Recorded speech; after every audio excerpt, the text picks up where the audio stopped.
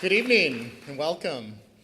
My name is Ben Johnson. I'm the director of Northrop Concerts and Lectures at the University of Minnesota, and I'm pleased to welcome you to the 2012 SAGE Awards program. It's such an honor to be standing before a community of artists that truly exemplifies the vital creativity that is redefining the city and inspiring the world of performance. Thank you to Stuart Pimsleur and Dana Castle for the opportunity to address this esteemed group.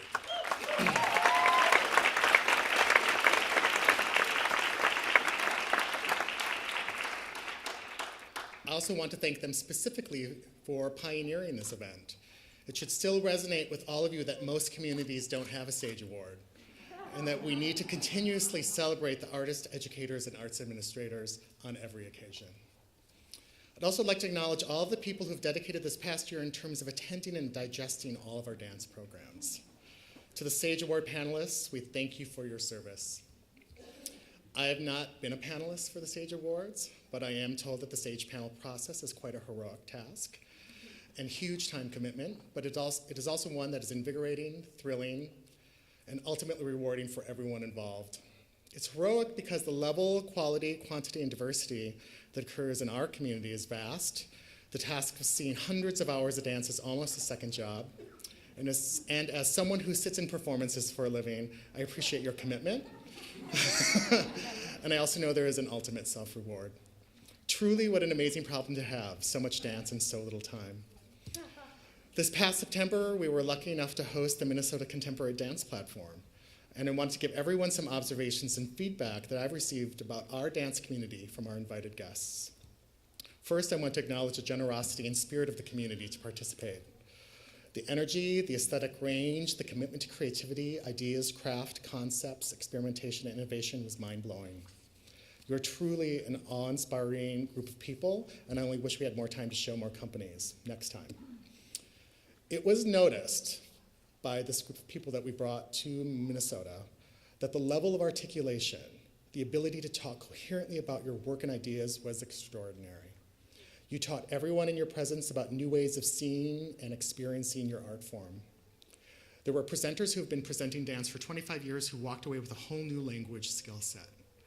Miriam from Studio 303 in Montreal felt that she has never been to a community that was so eloquent and that none of the artists in Montreal could do the same. It was noticed that this community was extremely and wonderfully supportive of its dancers and emerging artists. We know that it is a struggle to begin your career, but from the outside, our guests remarked that this is and would be a great starting place for new artists. Jody Niemerichter of the American Dance Festival stated that she is now going to be promoting that Minneapolis is the place for new dancers to start their careers over moving to New York City.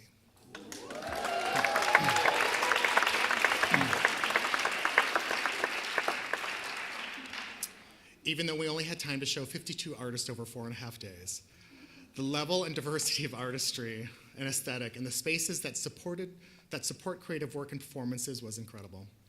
With each showcase and venue and audience, the invitees were not prepared to see such a huge outpouring of support. They all mentioned how wonderful it was to be present with such a supportive and caring community. Now, we may not always feel that way on a day-to-day basis, but when you experience the platform back-to-back and you come at it with fresh eyes, you can understand the rich and deep powers of this community. But the most gratifying comments came from Carolyn Dickey and Andrea Snyder of American Dance Abroad in the International Tanzmesse NRW. The gist of their comments is such that when they think about dance in America, they think it all comes from New York. And that if you are a choreographer in this country that lives outside of New York, you, quote, failed in New York or spend the rest of your career trying to get to New York. They felt that this is not true anymore. It was a big aha moment for them. From witnessing the breadth of the community and the audiences and the spaces, they now think of a, quote, Minneapolis-based, unquote, artist as a positive, not a negative. That to be associated with Minnesota dancing is something that exemplifies the new cultural shift in the United States. The shift being that is what is considered important dance is now moving from the coast to the center. They believe there is a new generator of dance in our country. At the forefront is the Minneapolis dance community. And your artistry is now capturing the tension of the broader dance and performance world. I know all of our invited guests to our community felt the same, that they were exposed to something new, intoxicating and inspiring, and those individuals who could not come to Minnesota, they all felt like they missed something very special, and they have. So it's exciting to see the cultural mind shift happen in our dance world, and Minnesota is front and center, where once they really only looked to New York and other great cities of the world, they have just discovered a new pot of gold. And the only way to keep that momentum is to keep on creating and innovating and performing.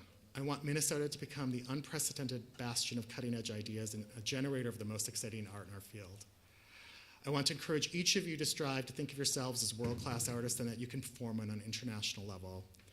Also, it is always important to remind yourselves to push yourselves further, be radical, be bold, be provocative, and excel in your craft and churn out your wildest ideas and your biggest dreams and never settle for mediocrity. Minneapolis is really on fire right now, and I really want you to burn the whole forest down.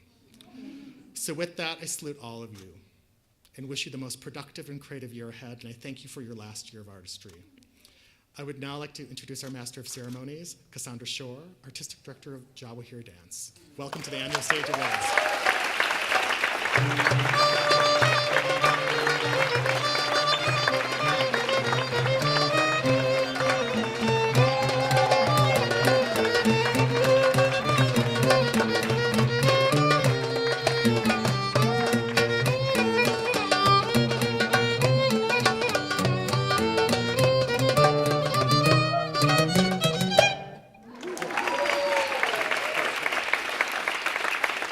Thank you very much, Ben.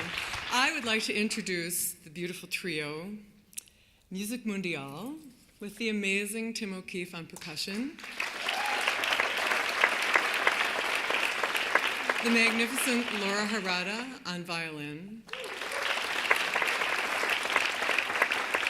and the very multi-talented David Burke on multiple instruments. If you were here in the pre-show during the video, they played some very beautiful music. Anyway, thank you for that nice introduction, and I'm Cassandra Shore, Artistic Director of Jawahir Dance Company, which we are now 23 years old. Yes, I have underwear older than that. And we had a kind of a big year because our building got bought, the building at Franklin and Hennepin that many of you have been by many times, and Nancy Hauser Dance Company was there. They closed their doors this year after 50 years. And we were forced to move. Yes, give them a hand, that's amazing. And we moved, but we moved to a really great place. We are now right behind Patrick's Cabaret and right next to Zarango. So Ms. Colette Iyarde came out of the Zarango studio one day when she saw me and said, Cassandra, I'm so glad you're here. We are now the nexus of rhythm. So I think that's a great place. We're loving it so far. We do dances of the Near East and the Middle East, and you probably noticed that as I came in, and maybe how I'm dressed. I would just like to say something about someone who will be here this weekend, Alarmel Valley, who is a Bharatanatyam dancer and was influential in Rani Ramaswamy's development. And if there's any possibility that you can come to that show, this is one of the most inspiring and amazing dancers I've ever seen anywhere. And I travel all over the world and teach and perform. I have a little quote from her, which she says, dance is like wine, it matures with every performance, which means that some of us are really, really good now.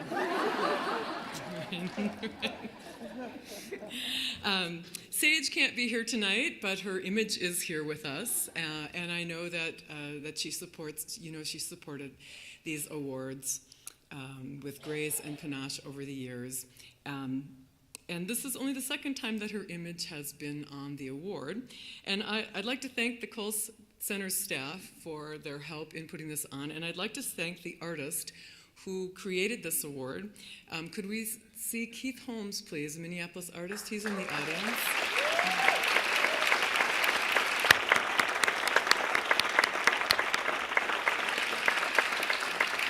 And when you get this award, you will really know that you have won an award. So a little thing about the panelists. I would like to introduce the panelists, but before I introduce the panelists, I'd like to tell you just a little bit of statistics about some things that Dana and Stuart have put together for me. And they told me that over the 8 years of the SAGE Award, there have been 111 panelists. And among those panelists, they have seen over 2,150 performances. So that's a lot of time in the theaters and in small places. And I want to thank you so much for your dedication and all your work for putting together this, for voting and putting together and nominating and going through that whole process, because we almost all know what a panel discussion can be like. I would like to introduce them, and I would like them to stand, and please hold your applause until they've all been introduced. So Nancy Mason Hauser, who I've had the pleasure to work with and has done a video of Jawahir, Nancy. Kari Kenmatsu. Is Kari here? No? Heather Klopchen. Nick Lincoln. Christine McGinnis. Kathy Moen. Leah Nelson. Leah, you're way far away. She just likes to make an entrance. Abdo Sayek. Karis Sloss. Dan Stark. Jenny Pinaz. And Julie Warder. And please give them a nice round of applause.